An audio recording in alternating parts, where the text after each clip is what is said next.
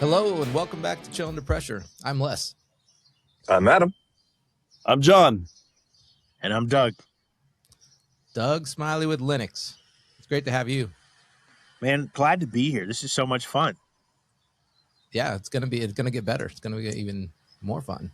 So we just met the first time at the ESCO HVACR Excellence National. Yeah, and I always saw your guys' booth there, right? Because it's the first thing you see when you come up the steps, so you can't miss Don't it. tell right? Dyken. Right? So I've seen you there a couple of years, but we've never been able to engage, and so glad we did. Yeah, it was great. So, and you're the head instructor, so we met there. We started talking, and we've developed a bit of a relationship, and definitely want to have you on the podcast and learn a little bit more about you and go from there. Yeah, it was cool. We had a brief conversation, and I had a bunch of things to do. I was trying to do in between breakouts. All right, and growing up, I had a nickname of a bulldog. I kind of look like a bulldog. I'm round and chubby face and all of those things. But the real bulldog is Kristen. I think she was like, "You're gonna come over here and talk to us at some point today." She just would not leave. Every time I passed, she was like, "When are you coming back?" Right, and so. She held my feet to the fire, and probably, something that turned out to be extremely beneficial for the team and Lennox and the product, and everybody's enjoyed it. Oh, that's awesome. Yeah, Kirsten does that with us too. You are going to do this. You can do it right now. That's right. We know who runs the show, right? Kirsten just came back from vacation, and while she was gone, we all kind of got a vacation too. So you're not wrong. There you go. She's like, how come this checklist didn't get done? We're like, we don't know. Got lost in the pile. So what's your role with Lennox, Doug? Yeah, so currently my role is the technical training manager here at Lennox for our external customers. And so at Lennox, when we say external customers, we're talking about all of our dealers, right? We have, standard and premier dealers across North America and internationally even. And so my team is responsible for providing all of the technical training for that group of individuals. And we cover everything. When I say we cover everything, if you just learned how to spell HVAC, we have a class for you, all the way down to root cause analysis and diagnostics and things of that nature. And so that's what my role is currently. I have just recently acquired the sales and business side of that, the management and overseeing of that training as well. And so I've cut my teeth for years in the industry on the technical side of the house, and now I'm sticking my big toe in the pool of sales and business as well. That's awesome. How many? Get ready for that. Get ready for that sales part. Oh man. How many training locations do you have? So, there's two ways to answer that of how many training locations we have. We have something called live labs where we have working equipment that we are able to introduce, faults through toggle switches and create real world troubleshooting scenarios. There's all kinds of electrical trainers and different types of boards and other training aids to help with that kinesthetic learner, that hands-on learner. And then they have the entire portfolio of Lennox equipment represented in those labs, including mini splits and water heaters. So for that, the big ones, that's what we call our live labs. There's 9 locations throughout North America, from east to west coast, north and south, and then a couple of those in Canada. The other places that we're able to have some training locations is through our stores, our stores network. Some of our stores have classrooms and training rooms in those as well. Not all 220 plus stores that we have across the nation, but a good portion of those have training capabilities there. I didn't realize there was 220. There's a bunch of them. Wow. Okay. And for some reason, go ahead. Those live labs are cool. We got to go down there with Eric Grubbs and get a firsthand look on the live labs down there in the West Valley of Phoenix over there. That's right. That's really cool. Really cool setup you have. And that's one of our newer facilities too, right? And so, some they vary in size, but that's a similar makeup of what they look like, and they're great. That's where a technician can come in and really learn how to do the job, right? We can bore them to death with the book stuff and PowerPoints, but the truth of the matter is they learn best when we put them in front of the piece of equipment and let them go. Yeah, most of us in this industry are tactile learners. You know, you get your hands on and you go, oh, that makes sense. So Right. And what did we do after we did the thing over in the West Valley? We went to the general store and had a burger, which the best burger in town. Right next to the rat poison. That's what got me, right? We should probably clarify all that. It was on the shelf and in a bag. Yeah. So I know the owner over there. I know Leo. So I was telling him about it. So he was pretty pleased. The first time I went, Eric goes, "Hey man, I got this great place. It's one of the best places to eat in town, and they've got a really good burger. And you like horses, right? So it's a feed store." And I was like, "What?" and we go, and sure enough, I mean, it was a really good burger, I must say. Yeah, one of my girls worked over there at that location for a while. So, but she was mostly serving ice cream, and they did the burgers too. But anyway, so right now you're in charge of all the training and stuff. You've taken on this new role, the sales and business. And so, how did you get there? What's your journey? Did you start with Lennox? I mean, where did your journey begin? Yeah, I tell this story a couple of times a week because people always ask me that question, and it's funny. I don't think anybody, I could be wrong, but I think people get into HVAC one of three ways, right? Either A, you're born into it, meaning it was in the family, and that's kind of what the family business is, that what you did, right? B, that's me. That's you. Dragged in by the family. Dragged in, kicking and screaming, right? The second way people get into this industry is they knew somebody that needed somebody, right? And they connected the dots, right? I know a person that needs somebody. An install crew is short. We need somebody to do that. I need somebody to help out at the office. You knew somebody that needed somebody, and they put the two together. And then the third way is you don't know how the heck you got here. You woke up one morning and then this was your career, right? And then, I'll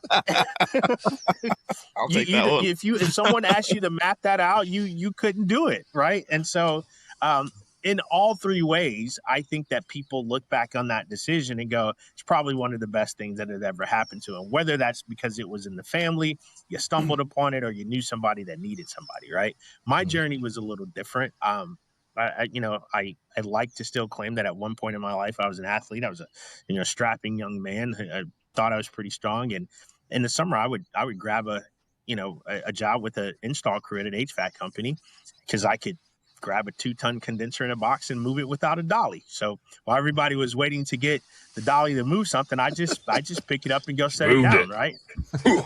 I just kind of Hulk Hogan that thing and put it where it needed to be.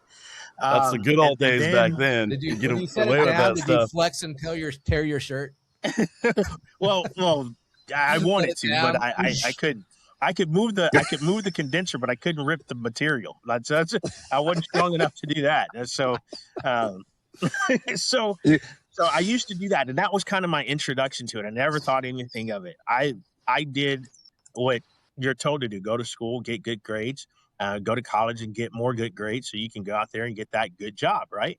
And that's what I did. Nobody told me though that during the course of that, life would happen, and sometimes those things that seem like table stakes in the recipe for success can be altered by transitional and sometimes tragic events in your life. And without going into all of that, that's kind of what happened to me. I had a bunch of things happen. My mom got breast cancer. Dad had a stroke. Someone told me that I was the last one hired, the first one to go when they downsized. And so nobody tells you about all of those things that can potentially happen to you when you've done everything that they said to do that was supposed to be right, right? And so I found myself in this position between, just very little money in the bank. I just got fired just got downsized from my job, and by nothing I did wrong. And you look up and you've got a couple $100s in the bank, and then you got this deal. Do I put gas in my car? Do I eat today? Do I go look for a job, or do I do this, right? And then life just happened. And I went back to those condensers. I wasn't as strong, but I still knew a little bit. And so I went back and I, just hooked up with an HVAC company because I knew that work was readily available. And until I figured it out, it would be a bridge. Well, the very first, they're like, yeah, we'll take you back, but you probably need to go to school and learn a little bit. And so they sent me to a technical training program, very much like the ones I oversee today. And the very first piece of equipment I touched in that live lab was a Lennox piece of equipment. Fast forward 23 some odd years later, I have 9 Lennox labs across the nation that I oversee. And so that's kind of how I got to where I am. That's awesome. You're talking about the disruptions in life. And I mean, Les and John and I all, when we share a similar background, we've known each other for a long time and kind of grew up in the industry together. I mean, the industry was new for our part of it in the 90s when we kind of started working together. But we had a catastrophic disruption. We created Rapid Recovery in 2002 out of the collapse of the company we all worked at. I mean, we worked somewhere and it went out of business, and we said we liked what we were doing and we were good at it. Let's do it again, but let's own it ourselves. So we started it up, and that's what created Rapid Recovery. And from there, that's how we got to where we are. So you're so right. Life gives you these crazy winding roads, and it's an interesting journey, and the people that you do the journey with are what make it fun. I mean, that's, getting to meet you and connecting up at Excellence, and then, end up putting Hero in the labs and get to hear your story. And it's just, I mean, this is what it's about. It's a lot of fun. I like how circular your story is too. You started a place and you walked through and you ended up right back on top of where the story began. And I got to tell you, Doug, I've met a lot of people, but I don't think I've met somebody that matches your name perfectly, man. Of course his name is Doug Smiley. Like it's perfect. So I love that story, brother. Man, I appreciate that. It's real hard to be upset when your last name is Smiley, right? Nobody believes you, right? No, you're joking. It doesn't work really well, right? Right. The expectation's set before you walk into the room, no matter what. It is 100%. Yeah, 100%. Here's something that's going to mess you up even more, right? So I work for a company. I work for Lennox. My oldest daughter's name is Lennox, and that's before we were even ever connected. Wow. Right? And as a matter of fact, I don't know if that's what got me the job when I interviewed the first time, but you know how you're supposed to do all those follow-up things after you have an interview.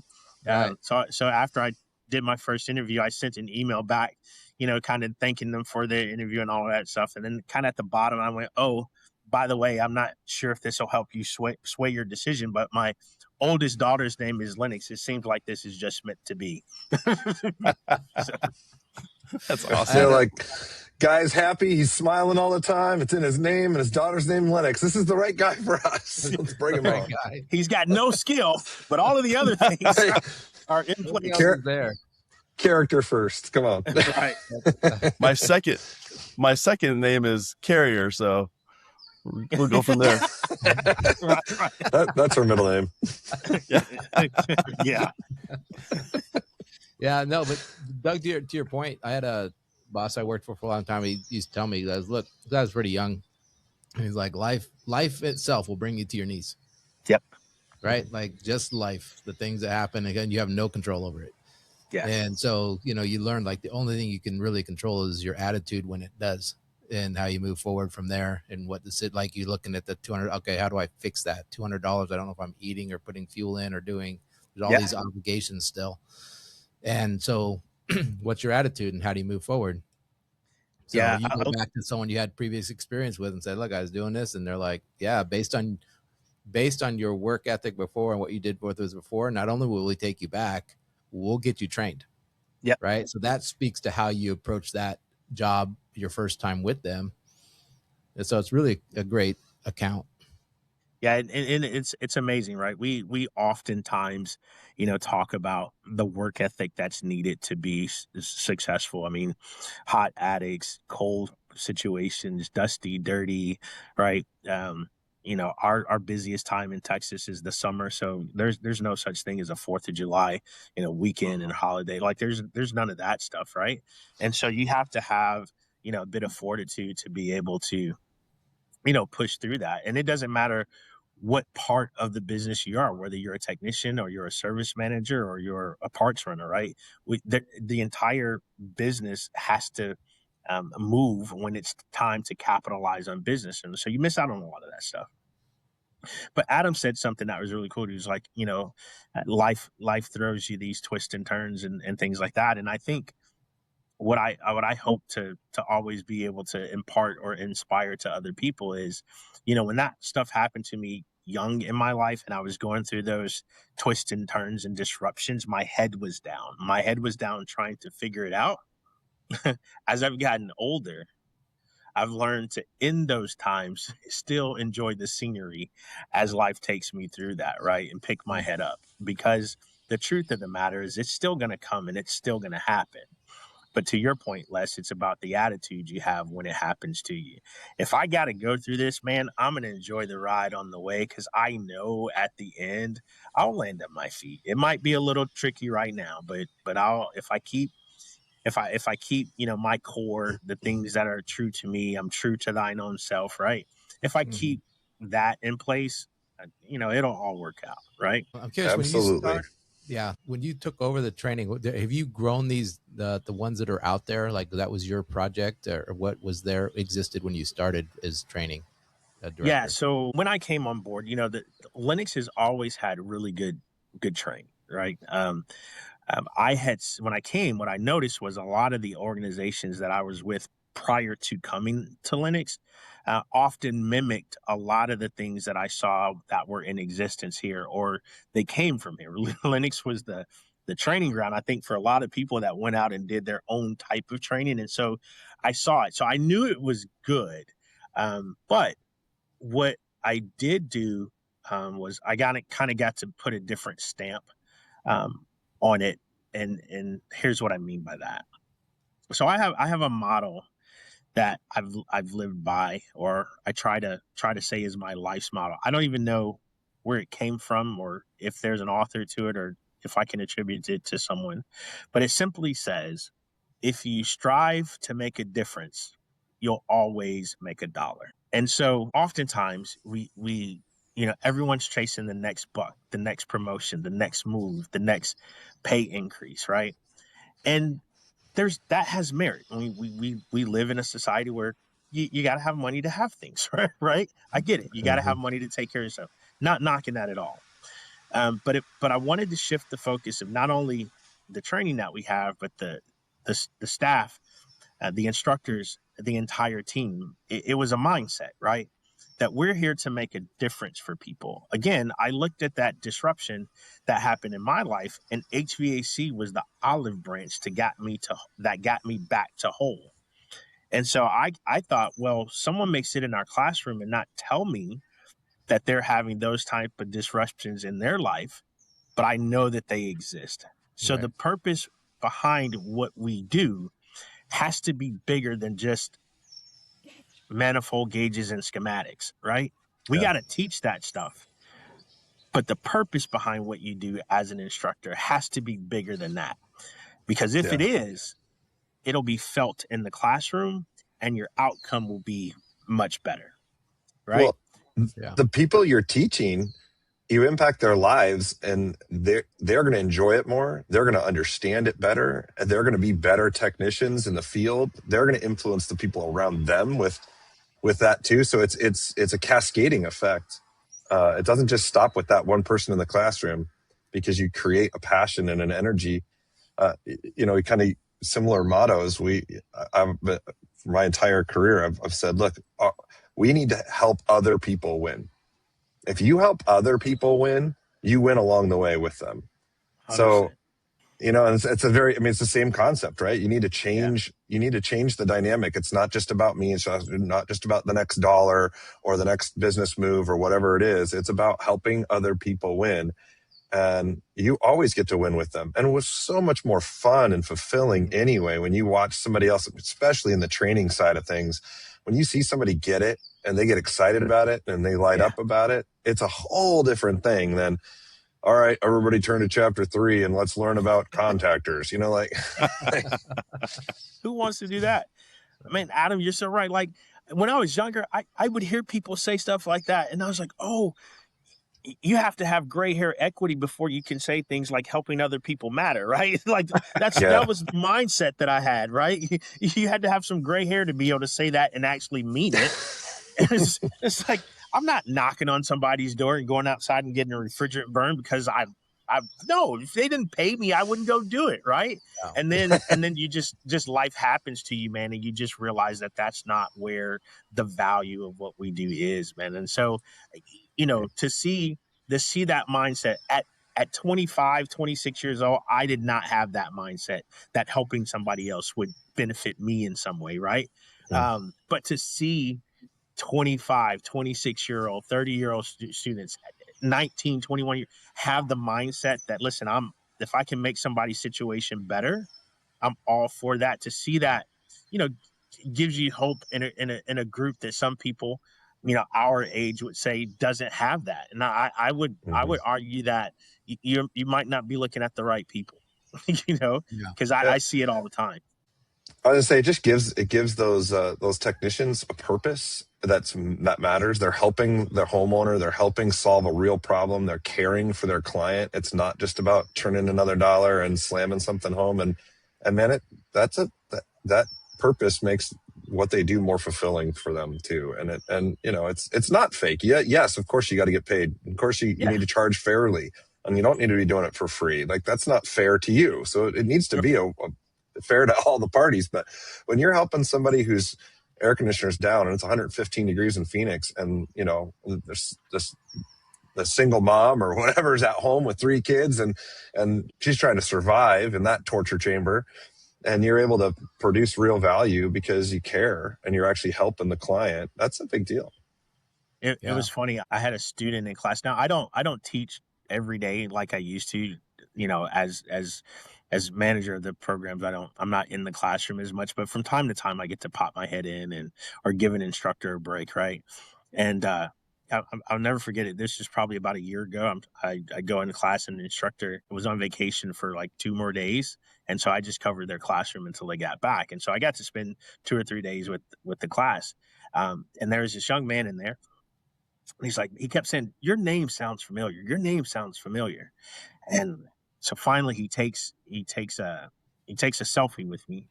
He goes home and he shows his mom and dad. And he's like, this guy is, he's just a hoot, man. His last name is Smiley. He's all over the place. I never know what he's going to do. And his dad and mom look at the picture and there's like, he used to be our technician. And so back in the day when he was running service and in the truck, that's awesome. He was our technician. We know him. Yeah. And he came back and that kid was just on, cloud 9. I felt old, right? But well, you talked about getting the gray. That happens. I know, right? That happens. Yeah. It's interesting because there's a mindset that in order, a lot of people have, in order to win, someone has to lose. Yeah. And in sporting events, that's true, right? You're playing for the Stanley Cup or whatever, right? Someone has to lose, right, in order for you to win. But that's not true in business, right? We learned, especially Rapid, with clients and our franchise owners, it's the ones that, like, even our teams, right? Yeah. Like if my team is winning, as the owner, I'm winning, and our clients are winning, right? That's the only way. Everyone needs to win. And when you deal with people that think that, even as a service provider, that I need to lose in order for them to win, it's like, you need to use somebody else. Like, that's not the deal. So I want to help you win, but we all need to do it. And defining and figuring those things out, even with like franchise partners and things like that, you learn real quick, like, okay, this is, as you move forward, this is the most important thing, is we have to work together and be sure that we're all helping the other one win. Yeah, 100%. What are you looking forward to? What are you doing? What's in your works? Yeah, so great question. Right now, we are in the throes of a program that I started about 3.5 years ago called Build a Tech Friends and Family. Right, it's kind of been my pet project. Lennox has graciously allowed me to pilot this thing, and it is taken off, and it has grown like crazy. And I'm super stoked about it. So this is the gist of it. We all know that our industry is facing a technician shortage, right? Depending on which stats you read, you'll hear things like 110,000. I've heard things 180,000, 200,000, and I think those numbers are, they are what they are, right? But I think the bigger number, and the one that I've seen that seems to be a little bit more true between all statistical and data-driven information places, is we're still losing technicians faster than we're able to replace them at almost twice the rate.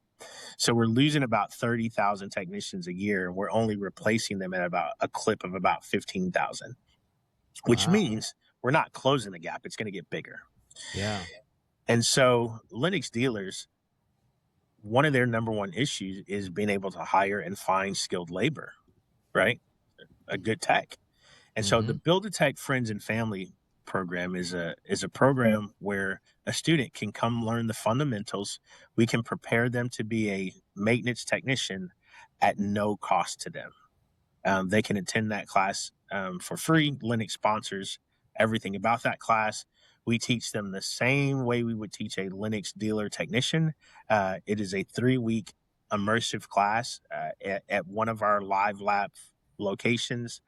And at the end of that, or during that period, we connect them with Lennox dealers who are looking for a person who potentially wants to work in the HVAC industry. So it's kind of that full circle moment for me, right? Lennox dealers have an issue of finding skilled trade technicians. There's individuals over here who want to get into the HVAC industry but don't know how to. And we provide a solution by providing that class. So that's kind of the baby that we have going on right now. That's cool. I've got. Cool. Do you have like a link or something we can throw in? Send it to me. You can send it to me after. Like we just want to promote it in general. Yeah. Right? Yeah, we'll put that on in the clip right now.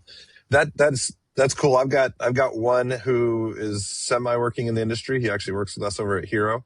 And then I've got another one who is kicking around going in on the trade side and actually getting out in the field. And Les has got one in the field in the HVAC. So we're doing our part. And one of my sons did a similar program for electrician. Yeah. Right. And it worked out really well for him. And this is what I really like about it, right? The technician shortage is not a Lennox problem. It's an industry problem. That's right.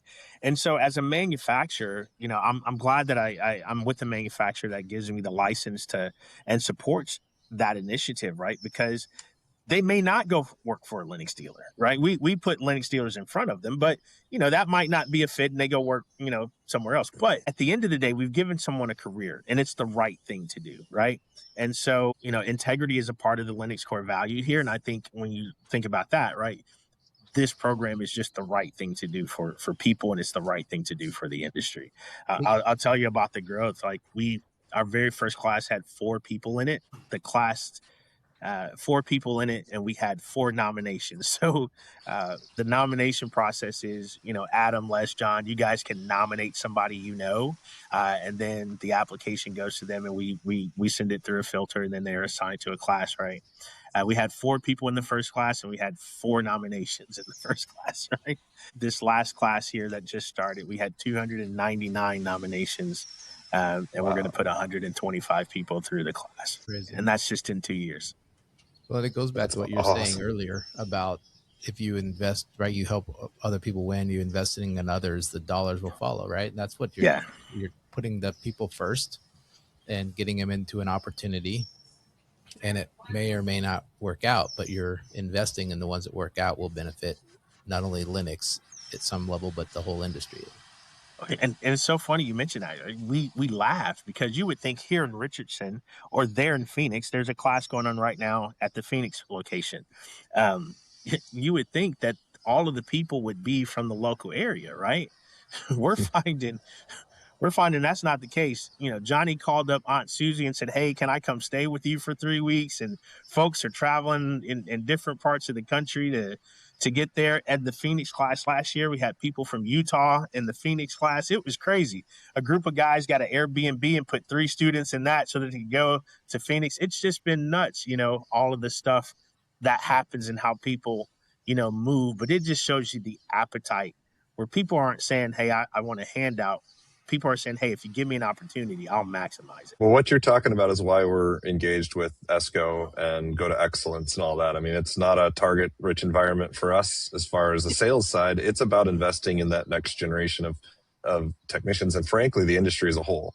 Connecting with the right people, passing that information along, collaborating on how we can do better together about what's coming up and how we can boost that industry. And I mean, having what you're describing about all these folks who are nominating and now you can't even accept them all because there's so many. That's a good problem to have. And that is fantastic. So I love it. That's what I loved about kind of meeting you guys and being able to collaborate and do some work together, because I think what you represent, speaking of FM Hero, as we go further, as technology continues to improve and advance from a manufacturing standpoint, as governmental regulations on refrigerants and what those need to be, tend to, change or evolve, there is going to be an opportunity for the industry to kind of course correct in terms of best practices and proper recording, documentation, filing of refrigerants, right? Recovery, recovery, right? And I think that's just a key element in the industry getting better. Yeah, I like that course correct. Right. Yeah. We have an opportunity to correct some stuff. Let's get the tools in place to help us to do that and move it forward so that we can avert some upcoming challenges. We've got some pretty cool stuff going on the background at Hero. But one of the core initiatives that's out there and is exciting is what we've partnered with you guys on. That's getting the platform in the hands of trade programs so that not only are you teaching the skills for those folks on what they need to do in the field and they're getting that hands-on experience, but they're also learning, hey, while I'm doing it, I need to document the work I'm doing, because that's what my cert, my oath that I took when I got my cert says I'm going to do this. And so we're saying, hey, we want to partner with folks like you and the trade programs and help teach people that there is a better way, that there is a way that needs to be done and that there's a good way to do it. Just like, how do you teach somebody the best practices when it comes to servicing equipment and taking care of the client? And so that's been a really fun one. We've got some other cool stuff coming up that we'll get to share probably the next time we're at Excellence. So yeah. And before we started recording, you were talking about you used in the class a FM Hero for the final exam or something. Is that what you said? Did I get that right? Or yeah. So there's a little section on the back of that. I forget. I think it's the 4th or 5th little deal over. It's kind of like a service ticket, if you will. So in our lab final, each student is assigned a piece of equipment to perform a preventative maintenance deal, and they have a check sheet and all of that stuff.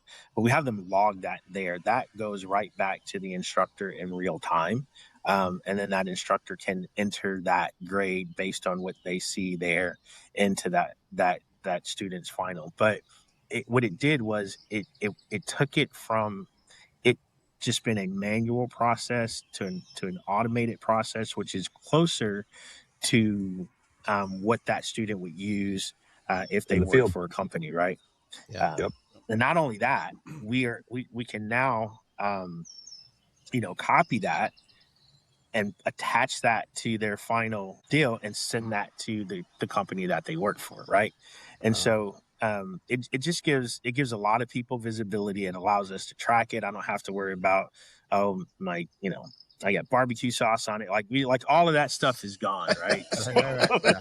Like a digital piece of your resume just went over through the and it cool. It enhanced the program, right? Like, we've gone automated. We still give out textbooks, right? But we've gone to a pretty automated and digital platform for just about everything that we do. And that was a very antiquated manual piece for us that we were able to implement through that platform and use it. Very cool. Awesome. Yeah.